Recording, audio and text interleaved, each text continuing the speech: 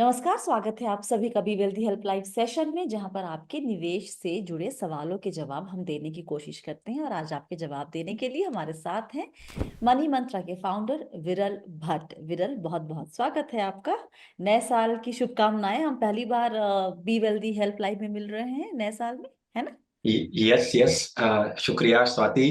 सभी दर्शकों को नए साल की शुभकामनाएं और आपको भी।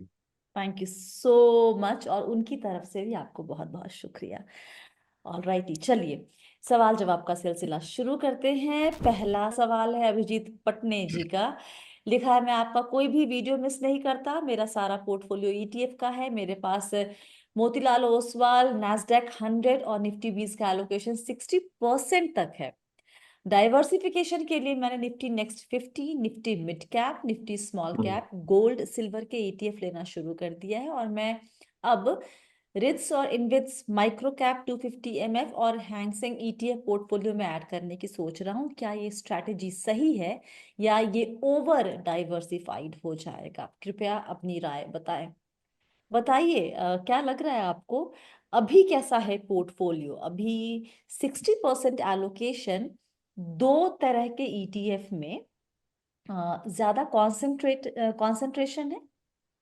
Right. I think Nifty next 50, Nifty mid cap और Nifty small cap gold silver और निफ्टी एमओएन 100 का निफ्टी 20 है। राइट। हम्म। मुझे लगता है कि देखिए ओवरऑल अगर एलोकेशन देखे हम्म। तो काफी डाइवर्सिफाइड है। यानी दिक्कत नहीं है डाइवर्सिफिकेशन में, क्योंकि डिफरेंट कैटेगरीज के उन्होंने ईटीएफ्स लिए हैं।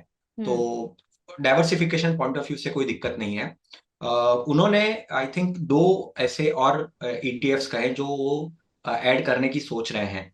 अभी वो भी अगर हम देखें तो मुझे लगता है कि वो डेफिनेटली ऐड कर सकते हैं, हम्म। क्योंकि ओवरऑल और डाइवर्सिफिकेशन वो एक्सपेक्ट कर सकते हैं। ऐसे डुप्लीकेशन नहीं है। यानी एक ही कैटेगरी के कोई दूसरे और कोई फंड वो ईटीएफ्स वो नहीं सोच रहे हैं। तो मुझे लगता है फंड्स अच्छे हैं। और यहाँ पे यानी मैं यही कहूंगा कि जब हम सोच रहे हैं कि जब आप डाइवर्सिफिकेशन के बारे में सोचते हैं तो कभी कभी ऐसा होता है कि स्मॉल कैप और यानी माइक्रो कैप और स्मॉल कैप, अभी वो माइक्रो कैप सोच रहे हैं। राइट। तो माइक्रो कैप थोड़ा सा और रिस्कियर हो जाता है compare to small cap. Right. तो अभी ऑलरेडी स्मॉल कैप है तो माइक्रो कैप को वो अवॉइड कर सकते हैं। बट ओवरऑल डाइवर्सिफिकेशन अच्छा है। और अगर शेंग में भी वो निवेश करना चाहते हैं, इंटरनेशनल इक्विटीज मार्केट्स, मुझे लगता है कि यहाँ से अच्छे रहेंगे आने वाले 3-5 सालों में। और तो डेफिनेटली ओवरऑल डाइवर्सिफिकेशन कर सकते हैं। मेरा सवाल ये था कि इनके पास जो अभी इन्होंने कहा कि शुरू में 60% जो उनका पोर्टफोलियो है हम्म। वो नैस्डैक हम्म। और निफ्टी 20 में है, राइट? हम्म। तो ये नहीं पता कि निफ्टी 20 में और नैस्डैक 100 में कितना है। वो 30-30 है या 40-20? एलोकेशन। नहीं पता।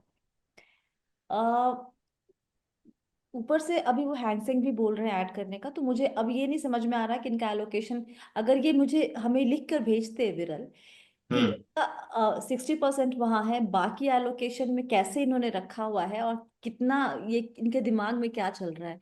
मतलब आप कह रहे हैं, मैं आपकी बात समझ रही हूँ अच्छे से कि ये डाइवर्सिफाइड पोर्टफोलियो है, सही है। ओवर डाइवर्सिफिकेशन रियल सेंस में नहीं लग रहा है, लेकिन ऐसा लग रहा है कि हर कुछ पकड़ने की कोशिश की जा रही है। मतलब ये मेरा ख्याल है, जो आपसे अलग हो सकते हैं और जो उनको ख्याल सही लगे। मुझे हाँ, लगता है। यानी ये सही बात है, क्योंकि देखिए स्मॉल कैप है। अभी हाँ। स्मॉल कैप में उनको रिटर्न्स मिले रहेंगे तो वो सोच रहे कि मैं माइक्रो कैप में भी डालूं, हम्म। तो हम्म। वहां से भी रिटर्न लाने की कोशिश करूं। अभी हम्म। और एक ऑलरेडी एक इंटरनेशनल फंड मैं किया है तो वापस से और एक में करूं। या तो ये या आपका भी व्यू पॉइंट सही है इसमें। हम्म। ओके, और रिट्स और इनविट्स पे क्या ख्याल है आपका? वो ऐड करना चाहिए क्या पोर्टफोलियो में? रियल अ, एस्टेट एक्सपोजर एक अ, एसेट क्लास है जिसको आप नजरअंदाज क्या कर सकते हैं या नहीं करना चाहिए? नहीं, मुझे नहीं लगता है कि नजरअंदाज करना चाहिए। काफी सही तरीके से बनता है। आप अगर उनका हिस्ट्री भी देखेंगे तो मुझे लगता है कि रियल एस्टेट डेफिनेटली रिटर्न्स, देखो, रियल में जब हम रियल एस्टेट में निवेश करते हैं फिजिकली तो रिटर्न्स में थोड़ा से हम डिबेट कर सकते हैं। बट अगर आप स्टॉक्स के पास परफॉर्मेंस देखेंगे, डेफिनेटली लैग पीरियड हो सकता है। But return point of view से ये जो रेट्स और इन्वेट्स है वो definitely diversification point of view से अपने पोर्टफोलियो में डाल सकते हैं, निवेश कर सकते हैं। Okay, alright. अगला सवाल अपूर्व बग बग जी का, BAG, बग, बैग, बाग भी हो सकता है शायद बाग, से। यस। बग, बाग, बैग, तीनों में से, सॉरी सर अगर आपका नाम हमने गलत पढ़ा है तो। लिखा है कि क्या NPS Tier 2 अकाउंट को एक्टिवेट करना सही हम्म। होगा या फिर म्यूचुअल फंड पोर्टफोलियो में ही निवेश करना? Tier 1 के तो बेनिफिट हम सब जानते हैं। ट्रू। Tier 2 को लेकर हमेशा एक उलझन रहती है कि यहाँ करें या म्यूचुअल फंड करें। इस तरह के सवाल बहुत दिन बाद हालांकि आए हैं, लेकिन अभी भी है उलझन। क्या राय देंगे आप? बहुत ही अच्छा सवाल है स्वाति। हमेशा कंफ्यूजन रहता है, आपने सही कहा। जब मैं भी मेरे क्लाइंट्स को मिलता हूं तो ये उलझन रहती है। देखिए, एनपीएस का एक एडवांटेज क्या है ओवर द म्यूचुअल फंड की, वो कॉस्ट इफेक्टिव है। ठीक है। अभी आपको कॉस्ट के कंपेयर में करेंगे तो हम डेफिनेटली और भी एस्पेक्ट्स को देखते हैं, हम रिटर्न्स के एस्पेक्ट्स में देखते हैं, फिर लिक्विडिटी के एस्पेक्ट्स में देखते हैं और टैक्स एफिशिएंट के पॉइंट ऑफ व्यू से भी देखते हैं।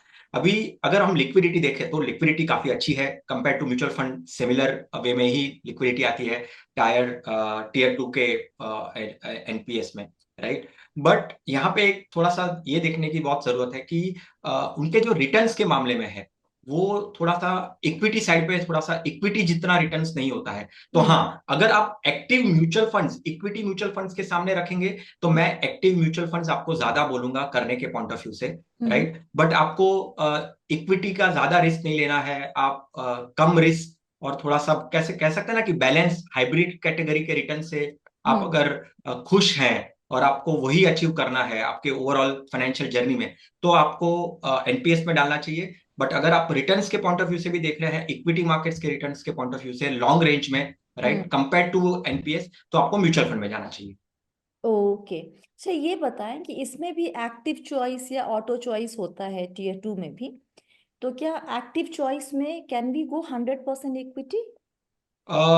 मुझे थोड़ा सा ध्यान में नहीं है स्वाति, बट मुझे जितना समझ में आया है 75% ही आप जा सकते हैं। मैक्सिमम कैपिंग है यस। इक्विटी की। यस। यस। और ऑटो चॉइस में आपकी एज के हिसाब से वो चेंज होता है? डेफिनेटली चेंज करेगा। तो हर साल चेंज होता है क्या? अगर मैं 50 की हूँ और अब 51 हो जाऊं क्या, तो उसके हिसाब से एलोकेशन या फिर उसका कुछ टाइम फ्रेम तय होता एक है? टाइम फ्रेम है, पर्टिकुलर एज के बाद आप आपका वो ब्रैकेट जो के बाद वो चेंज ब्रैकेट के होता बाद चेंज होता है। है। Okay, alright, okay. अगला सवाल है शिखर जी का, थोड़ा लंबा सवाल है तो गौर से सुनेंगे सब लोग। अभी इनकी SIP चल रही है 1,47,500 की। हम्म। और इनकी SIP डायरेक्ट फंड में है Kotak equity opportunities, ICICI Prudential multi asset, UTI Nifty 50, Tata small cap, hmm. Motilal Oswal mid cap, Bandhan core equity, Nippon India large cap, Parag Parikh flexi cap, Motilal Oswal large and mid cap. इसको उन्होंने 3 महीने पहले शुरू किया है और जानना चाहते हैं कि फंड ओके है या नहीं। इसके अलावा 6 साल से ये रेगुलर म्यूचुअल फंड में भी निवेश कर रहे हैं, जहां 22,500 की SIP है। Kotak manufacturing India 361 flexi cap, Tata resource and energy, white oak capital multi cap, Motilal Oswal large and mid, Kotak equity opportunities, दोनों ही हैं, दोनों में रेगुलर में डायरेक्ट में भी, और बंधन core equity. Hmm. Right. Please suggest if this is correct and is it okay to continue as a regular fund. Also suggest if the above funds are okay. इनके पास और 60 लाख रुपए हैं, जानना चाहते हैं कहाँ निवेश करूं। इस सवाल में मुझे जो दिखता है एक चीज, एक तो रेगुलर था आपके पास, आपने उसको छोड़ के, मतलब you are not happy with what your, जिसके थ्रू भी आप रेगुलर कर रहे हैं, आप उनसे खुश नहीं है शायद, और आपको ये लग रहा है कि आप अपने आप करेंगे तो ज्यादा अच्छा पोर्टफोलियो बना पाएंगे, जो आपके केस में होता दिख नहीं रहा मुझे शिखर जी। राइट, खुद से भी उन्होंने कुछ ऐसा बहुत बढ़िया पोर्टफोलियो नहीं बनाया। विरल, what's your take? Right.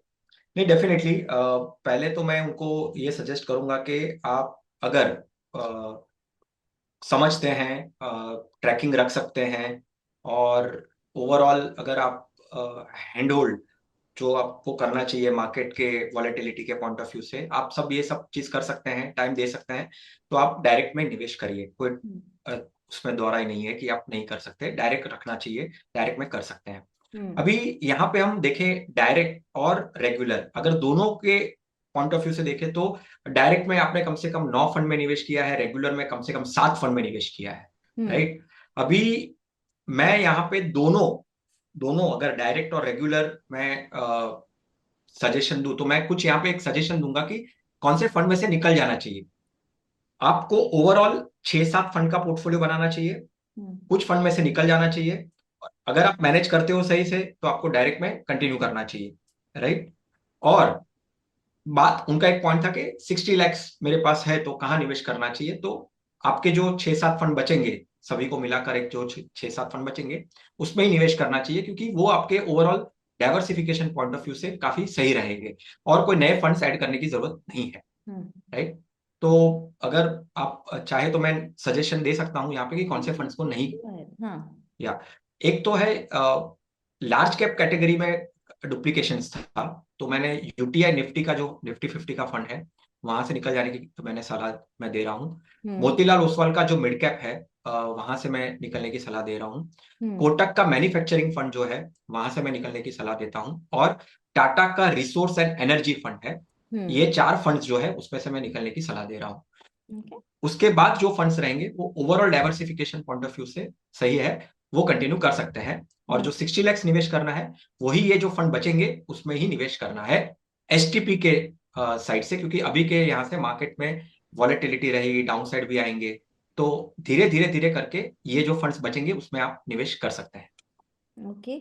UTI Nifty 50 को आप कह रहे हैं कि डिसकंटिन्यू करके निपॉन इंडिया लार्ज कैप है उसको कंटिन्यू कर सकते हैं, but normally in the right. Large cap space we right. Have, यही एक जो सुनते आए हैं अभी पिछले 1 1.5 2 सालों में कि एक्टिव के पास वो स्कोप कम है कि वो इंडेक्स को बीट कर सके, then why would you right. Recommend an active fund in large cap space? Perfectly perfectly said Swati, के ये हमेशा, और हम भी सजेशन देते हैं कि अगर लार्ज कैप स्पेस में जाना है तो आप इंडेक्स फंड में जा सकते हैं। यहाँ पे सिर्फ यही था कि निप्पॉन लार्ज कैप ने काफी अच्छी तरीके से इंडेक्स फंड को बिट किया है, in terms of returns point of view से, over the years consistency point of view से, रोलिंग डाउन रिटर्न्स भी अगर आप चेक करेंगे तो निप्पॉन लार्ज कैप का काफी अच्छा रहा है।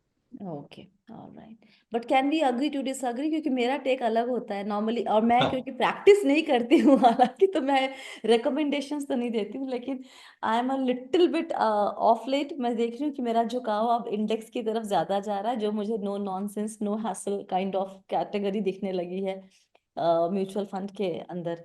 बट ऑफ कोर्स आप प्रैक्टिस कर रहे हैं इतने सालों से और आपकी समझ और एक्सपीरियंस ज्यादा है, तो या सो नाइस, ठीक है। और ये आप कहेंगे कि इनको कि एक अलग अलग दो पोर्टफोलियो बना के चलो, एक रेगुलर का भी और एक डायरेक्ट का भी, नहीं, वुड मैंने दैट वही बी? कहा शुरू में कि अगर वो मैनेज कर सकते हैं, सही तरीके से देख सकते हैं और हैंड होल्डिंग कर सकते हैं खुद को हम्म। ओवरऑल अपने फाइनेंशियल जर्नी में, तो डायरेक्ट से कंटिन्यू कर सकते हैं, डायरेक्ट का ही पोर्टफोलियो रखिए। रेगुलर पूरा फिर निकाल दीजिए आप निकाल इंडिया के में। दे, yes yes. Okay. Next is Sanjay ji का सवाल है। इनकी उम्र है 39 ईयर्स, अभी वो जर्मनी में रहते हैं, इनकी एक बीवी है, 2 बच्चे हैं जिनकी उम्र 7 साल और 2 साल है। इनका एक घर है इंडिया में जहां से इनको रेंटल इनकम आती है 32,000 की हर महीने, और साथ ही इनकी कुछ एफडीज हैं करीब 14 लाख की। अब इन्होंने वीडियोस देखना शुरू किया और उसके हिसाब से कुछ इन्वेस्टमेंट किए हैं बीते कुछ सालों में। पोर्टफोलियो में फिलहाल यूटीआई निफ्टी 50 इंडेक्स फंड है 20% एलोकेशन, पराग पारिक फ्लेक्सी कैप है 20% allocation, HDFC focus fund 15%, emerging equities Kotak का 15%, axis small cap 10%, SBI small cap 10%, SBI gold fund 10%, तो 20% हो गया है इनका स्मॉल कैप में। Emerging equities mid cap fund, right? Yes. वहां 15%। Focused fund is mostly large cap heavy, right? Right. Right. 15 20 20, तो okay, ठीक है। तो अभी इनका कुल इन्वेस्टमेंट यहाँ पर 8,70,000 का है, और ये सब हम्म। स्टैगर्ड मैनर में लमसम इन्वेस्टमेंट है इनका। इसके अलावा जो 32,000 रेंट मिलता है वहां पर सब कुछ कट कुटा के फाइनली 13,000 रुपये बच रहे हैं, तो उसका ये एसआईपी शुरू करना चाहते हैं, जानना चाहते हैं कि उसको इन्हीं फंड्स में डालूं या फिर कैसा दिख रहा है ओवरऑल एसेट एलोकेशन। और ये इसके अलावा 14 लाख एफडी में है। वो जानना चाह रहे थे कि क्या ग्रेजुअली उस पैसे को एफडी से बैलेंस्ड एडवांटेज फंड या किसी और हाइब्रिड फंड में डालना सही रहेगा। अगर हाँ तो नाम बताइए कि कहाँ डाला जाए। I have not considered any debt only allocation here as I am currently not in India and have no active income in India. Or aim is for the investment in India is for kids education and retirement. साथ ही वो European और US market में भी निवेश करते हैं और emergency fund है 6 मंथ्स के लिए। पेरेंट्स इंडिया में है, डिपेंडेंट नहीं है फिनेंशियली, बट उनके लिए एक बफर के तौर पे ये 5 लाख रुपए रखते हैं इमरजेंसी के लिए। तो वो सब ठीक है, ये साइड की प्लानिंग उन्होंने अच्छे से करके रखी है। राइट। पोर्टफोलियो पर राय आपकी।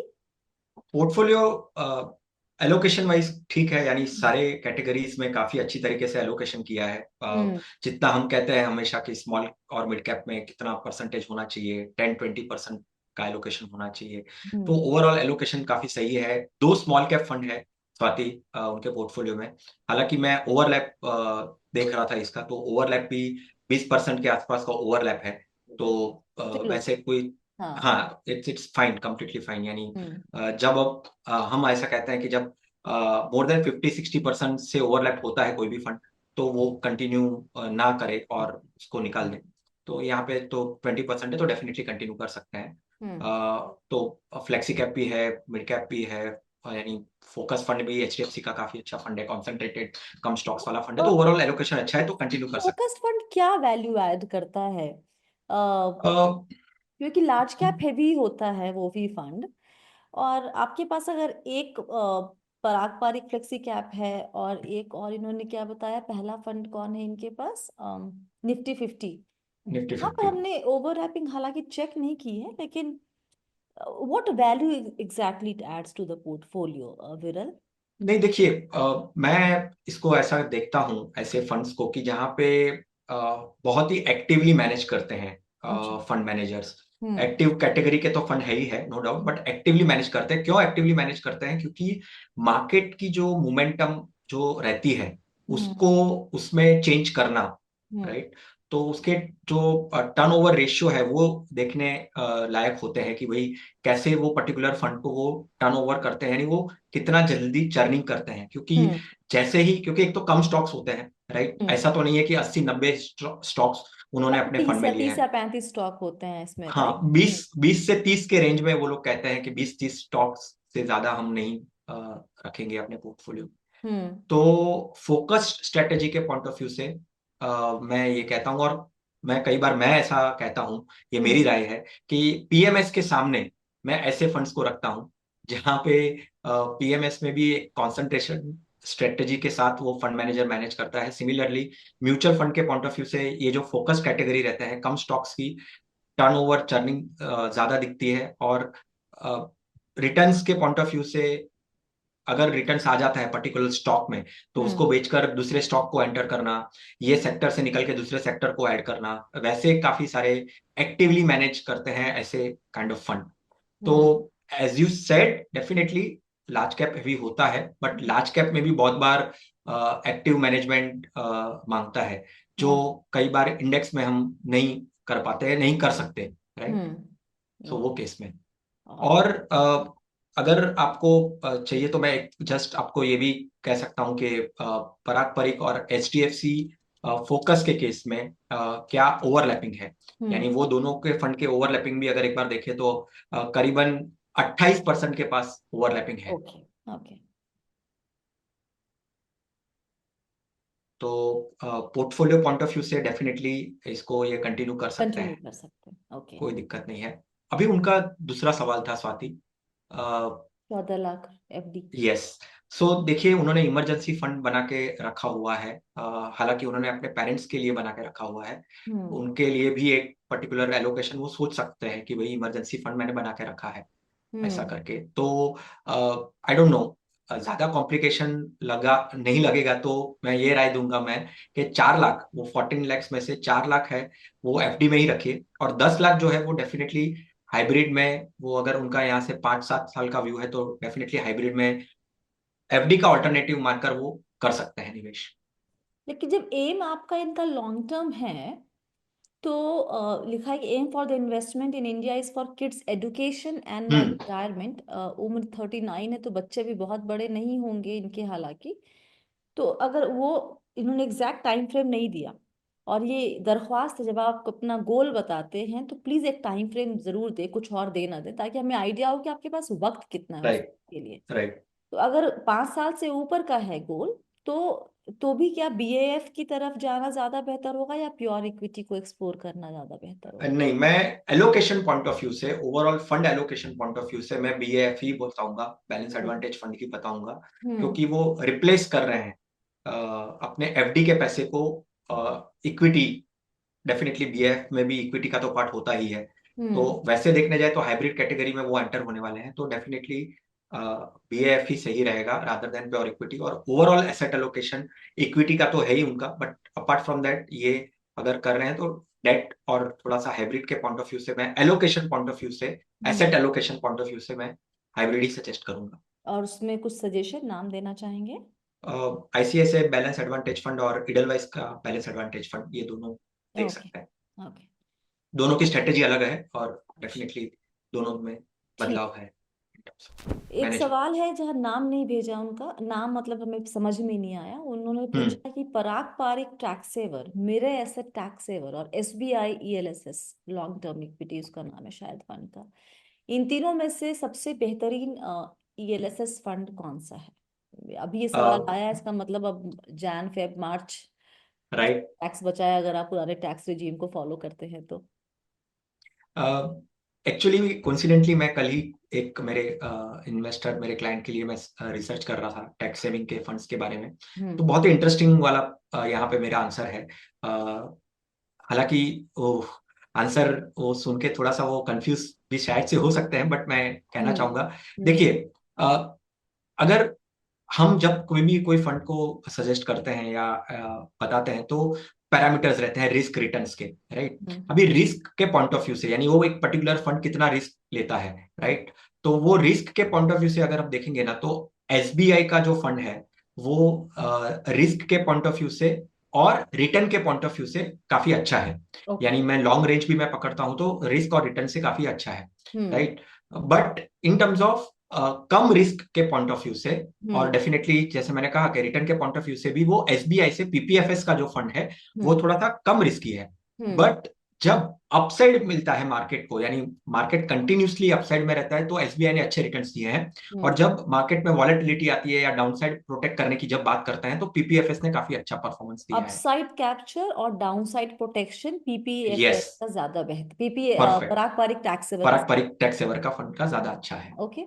हम्म। तो सजेशन पॉइंट ऑफ व्यू से अगर आप सिर्फ रिटर्न को चेज कर रहे हो, अगर आपके दिमाग में रिटर्न्स है तो एसबीआई के लिए जाना चाहिए। हम्म। और अगर आप थोड़ा सा सेफ्टी और रिटर्न, अगर कंपैरेटिवली अगर रिटर्न को देखें तो एसबीआई से कम है, बट काफी अच्छी तरीके से उन्होंने रिटर्न्स दिए हैं over the period of years. In fact अभी मैं देख रही थी आपसे बात करते करते, तो 5 साल का रिटर्न, क्योंकि पराग पारिक का जो फंड है वो बहुत पुराना नहीं है, तो 7 साल और 10 साल नहीं है, लेकिन 5 साल का रिटर्न देखे तो बहुत फर्क नहीं है, 23.3 ट्रेलिंग राइट। है। और उसका एसबीआई का 23.6 है। राइट। तो अगर उस तरीके से देखें तो फिर पराग पारिक टैक्स सेवर, और यहाँ पर मेरे रेस में ही नहीं आ पा रहा, आपने मेरे का जिक्र भी नहीं किया, तो मतलब कि राइट। ओके। सो अगर दोनों में से एक चुनना होगा तो आई थिंक, आपने कहा कि अगर डाउन साइड कैप ज्यादा अच्छा है प्रोटेक्शन और अपसाइड कैप्चर भी बेहतर है, तो आई गेस पराग पारिक है। और इन्हीं बीच में मुझे क्या लगता है ना, पराग पारिक के साथ उनके पास गिन के तो 2-3 फंड्स हैं, 3 या 4 हैं। उनका पूरा राइट। फोकस इसी पर रहता है कि इनको कैसे मैं बेहतर करके दूं, right. Absolutely. So absolutely. if you want the full attention of the fund manager on your in your fund, तो फिर आपके लिए पराग पारिक इज अ बेहतर चॉइस। All right. अगला सवाल, यहाँ पर भी नाम नहीं है। लिखा है कि मैंने क्वांट स्मॉल कैप फंड में 4,000 का निवेश किया हुआ है पर मंथ। यहाँ पे जो फ्रंट रनिंग केस का हुआ था उसके बाद से मैं हम्म। थोड़ा डरा हुआ हूँ, क्या करूँ? खबर भी उसके बाद आई कि कुछ सेटलमेंट करने की बात हुई फंड हाउस और सेबी के बीच में। कुछ तो हम उस खबर को तो नहीं डिकोड करना चाहेंगे। समझदार लोग हैं, सेटलमेंट कब करते हैं आपको समझ में आ जाना चाहिए नॉर्मली। लेकिन क्या उसके इस तरह के किस्से आते रहे हैं, ऐसा नहीं कि पहली दफा हो रहा है फंड हाउस के साथ। जाने पहचाने नाम इस फ्रंट रनिंग केस में सामने आए हैं कई दफा। लेकिन वो फंड हाउस का वो आइडेंटिफाई करते हैं कि लूप होल कहाँ था, और उसको वो ठीक करने की कोशिश करते हैं। सो क्या इस डर से निवेश बंद कर देना चाहिए? नहीं। देखिए, मैं हमेशा एक साथ ही बात कहता हूँ मेरे इन्वेस्टरों को भी, और आम मेरी ये राय रहती है कि जब आपको दिमाग में वो हमेशा ये छाया हुआ रहता है कि नहीं, कुछ तो डर लगता है, कुछ तो टेंशन है, तो आपको वो फंड में कंटिन्यू नहीं करना चाहिए। आपको हम्म। निकल जाना चाहिए, क्योंकि हमको एज सच नहीं पता है कि फ्यूचर उसका क्या है होगा। राइट। हम्म। अभी परफॉर्मेंस की बात करेंगे, फंड मैनेजमेंट की पॉइंट ऑफ व्यू से बात करेंगे, तो पास्ट में उन्होंने रिटर्न पॉइंट ऑफ व्यू से तो काफी अच्छी तरीके अच्छा से प्रूव किया ठीक है। हुआ है। करेक्ट। उसको आप उससे छीन नहीं सकते। हम्म। डेफिनेटली उसको वो नहीं छीन सकते। हम्म। जैसे आपने कहा पास्ट परफॉर्मेंस, पास्ट में भी ऐसे एमसीज में ऐसे इवेंट्स आए हैं, उससे वो रिकवर भी हुआ है और काफी अच्छे रिटर्न्स भी दिए हैं बाद में हम्म। वो फंड हाउसेस ने। तो ये, इसको मैं हल्के से नहीं गिनता हूँ। नहीं। बट आपके दिमाग में अगर इमोशनली आप अगर कनेक्टेड हो कि आपको डर हमेशा छाया हुआ है आपके दिमाग में, तो डेफिनेटली आपको ये फंड में कंटिन्यू नहीं करना चाहिए। और होता क्या यहाँ पे, अगर थोड़ा सा और गहराई से सोचे इसके बारे में विरल, डर क्यों आ रहा है कि आपको लग रहा है मेरा पैसा मतलब इसके बाद क्या रिटर्न खराब होगा? रिटर्न खराब इस वजह से नहीं होगा क्योंकि वहां पर ऐसा कुछ केस था या जो खबर आई थी। खराब रिटर्न होगा जब फंड मैनेजर सही तरीके से काम ना कर पाए, बाजार अच्छा नहीं चले, बहुत सारे फैक्टर्स हैं रिटर्न नहीं अच्छा होने के। और एज अ निवेशक डर क्या होता है कि अगर मैं बंद कर दूं और कल को ये रिटर्न अच्छा देता रह जाए तब तो फिर मेरा, तब आपको डर नहीं लगेगा, मतलब आप समझ रहे हैं इनके अंदर कितनी उलझन चलती होगी। ये छोड़ भी सकता हूँ, मतलब डर लग रहा है कि यार फ्रंट रनिंग का तो आ गया, अब क्या करूं, लेकिन ये भी डर है कि अगर मैं निकल जाऊं और कल को इस फंड ने बेहतर रिटर्न दे दिया, किसी और फंड में मैं गया वहां से, तो मुझे और खराब लगेगा। तब मुझे नहीं, क्या मैं फर्क पड़ता है उससे कि फ्रंट रनिंग हो रही है कि नहीं हो रही है, मुझे अपने राइट, रिटर्न राइट। से मतलब है। नहीं, बिहेवियर ये भी कहता है कि अगर हमने, अभी उनके दिमाग में छाया हुआ है कि मुझे निकल जाना है। या राइट, उनको डर है। अगर वो निकल जाते हैं ना, वो मुझे लगता है कि वो सही रहेगा, क्योंकि भले बाद में कुछ भी हो, भले रिटर्न्स अच्छे भी आए वो फंड के अंदर, बट मैंने जो मेरे मन में काफी टाइम से जो आया हुआ है ना, अगर वो मैं कर देता हूँ ना, तो वो ओवरऑल आगे जाके वो जो बाकी जो डिसीजंस उनको लेने हैं अपने इन्वेस्टमेंट में, वो अच्छी तरीके से वो ले सकते हैं। तो बट अगर ये निकलेंगे तो कहाँ जाने को बोलेंगे आप विरल इनको? स्मॉल कैप में ही अगर वो करना चाहते हैं तो निप्पॉन का स्मॉल कैप वो सोच सकते हैं, इन्वेस्टको का स्मॉल कैप फंड वो डेफिनेटली सोच सकते हैं। ये दो फंड में से कोई एक फंड सजेस्ट मैं यहाँ पे करूंगा कि वो इन्वेस्को जा का सकते जो स्मॉल कैप है, इफ यू रिमेम्बर, अब मुझे पता है कुछ डेटाज आपको हमेशा याद नहीं रहते हैं, लेकिन निपॉन का तो बड़ा एयूएम हो चुका है, हैं। उसको लेकर हम्म। कंसर्न है। लेकिन उसने बड़ा तो होता ही जा रहा है, लेकिन उस रिटर्न पे इम्पैक्ट कम आने दिया, ऐसा नहीं कि रिटर्न खराब हो गया ट्रू, उसके। True, true. इन्वेस्को का क्या है, कितना साइज है अभी उनके एसेट? साइज तो आई डोंट नो एग्जैक्टली, अभी इट्स मैं not as big as Nippon for नहीं, श्योर। नहीं, डेफिनेटली इतने तो साल भी नहीं हुए रहेंगे हाँ। जितने निप्पॉन को हुए हैं। जी जी। अगर मैं जस्ट आपको एक उसके बारे में आइडिया दूं, तो overall returns point of view तो परफॉर्मेंस है उनका, अच्छा। कम ओके। कम से कम 7 साल हुए हैं। ओके। 7,000 करोड़ का ओवरऑल एसेट है उनका अभी। हम्म। और डिसेंट परफॉर्मेंस है। डिसेंट। डाउन साइड भी काफी अच्छी तरीके से उन्होंने प्रोटेक्ट करके रखा है। ओके।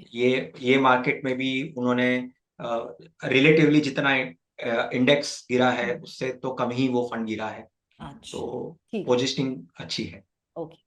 अमित टंडन जी का सवाल है कि मैंने हाल ही में एक फंड से दूसरे में स्विच किया और मुझे कैपिटल गेन्स देना पड़ा क्योंकि ये रिडीम होकर स्विच होता है। That's right. मेरा सवाल ये है कि जब मैं फाइनली रिडीम करूंगा पैसा तो भी क्या मुझे कैपिटल गेन्स देना होगा, और अगर ऐसा हुआ तो क्या ये डबल टैक्सेशन नहीं हुआ? दुखती राइट। रग। टैक्स हमेशा दुखती रख रहती है, दुखती रग। राइट। अनफॉर्चुनेटली आप जो समझ है वो एकदम सही समझ है। आपको अगर आप वापस से रिडीम करेंगे, जब आपका गोल करीब आएगा, तो आपको फिर से टैक्स देना पड़ेगा अमित जी। और इसके ऊपर अभी तक तो ऐसा कुछ, एक्चुअली ना, ये सजेशन देना चाहिए फिनेंस मिनिस्टर जी को कि अगर मैं स्विच कर रही हूँ एक ही फंड में, मान लीजिए कि, या फिर जो भी एसटीपी भी करते हैं हम, अगर एक ही फंड हाउस में मैं स्विच कर रही हूँ ना, तो मुझे फिर एक ही बार कैपिटल गेन्स लगाओ, मुझे दो बार।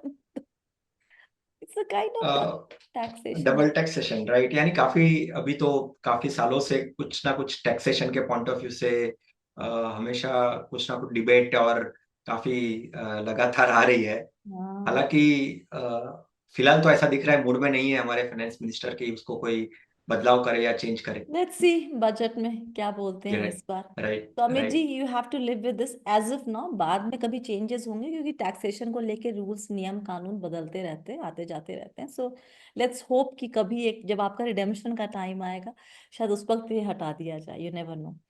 आखिरी सवाल है रिद्धिमा गोस्वामी जी का। उनकी मॉम की एज है 68 ईयर्स। तो बीएफ में उनका निवेश है आईसीआईसीआई और एचडीएफसी में, विरल, जहां से उनकी एसडब्ल्यूपी चल रही है। अभी उनके पास 35 लाख और आए हैं, और वो उसको भी रेगुलर इनकम के लिए ही यूज करना चाहती हैं। डाउट में है उनकी माँ कि सीनियर सिटीजन सेविंग स्कीम में करूँ, या फिर मैं इन्हीं दो बीएफ में पैसे और डाल के अपना वहीं से एसडब्ल्यूपी की जो अमाउंट है वो बढ़ा लूँ। इनसे मेरी बात हुई थी, तो इनकी मॉम का रिस्क एपेटाइट, मतलब ऐसा कुछ ये नहीं है कि बहुत ज्यादा या बहुत कम, but aim is to generate income.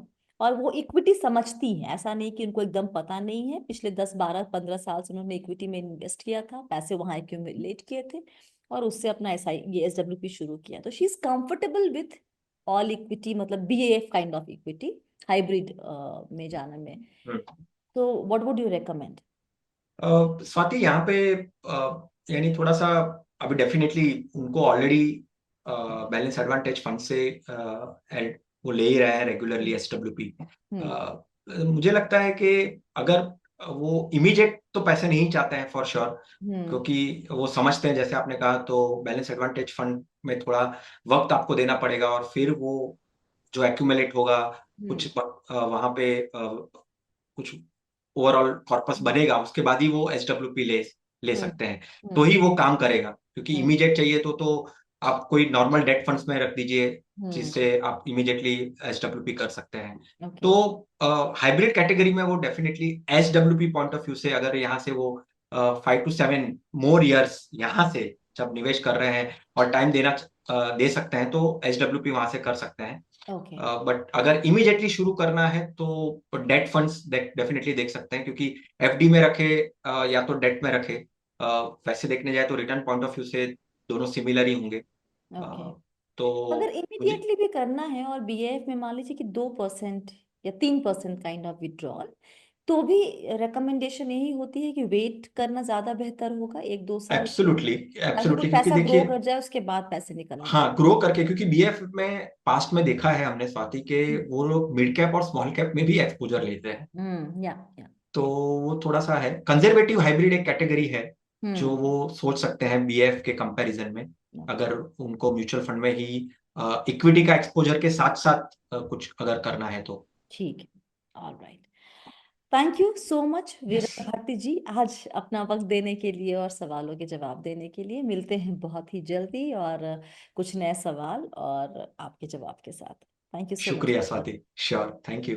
और इसके साथ ही बी वेल्दी हेल्पलाइन में फिलहाल इतना ही।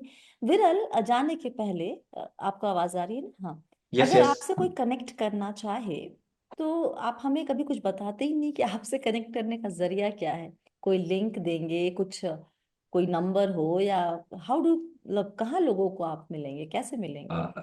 देखिए, मुझे लिंक्डइन पे वो फॉलो कर सकते हैं, विरल भट्ट मनी मंत्रा मेरी फर्म का नाम है। ठीक है, आई वहां पे पुट वो, your LinkedIn details in the description. Sure, तो और वहीं। वहां से अप्रोच कर सकते हैं, डीएम कर सकते ओके। हैं। नंबर भी मेरा ओपन है सोशल मीडिया में, तो वहां से भी, नंबर से भी वो व्हाट्सएप पे भी कनेक्ट कर सकते श्योर। ठीक है, थैंक यू सो मच। हैं। शुक्रिया, और थैंक इसके यू। लिए फिलहाल इतना ही अभी यहाँ पर, और अपना वक्त देने के लिए बहुत बहुत शुक्रिया। सवालों के जवाब आपको मिल गए, टाइम स्टैम्प मिल जाएगा इन सारे सवालों का। हमें कैसे कनेक्ट करना है बी वेल्दी को, वो भी डिटेल आपको डिस्क्रिप्शन बॉक्स में और आपकी स्क्रीन पे भी शायद दिख रही होगी।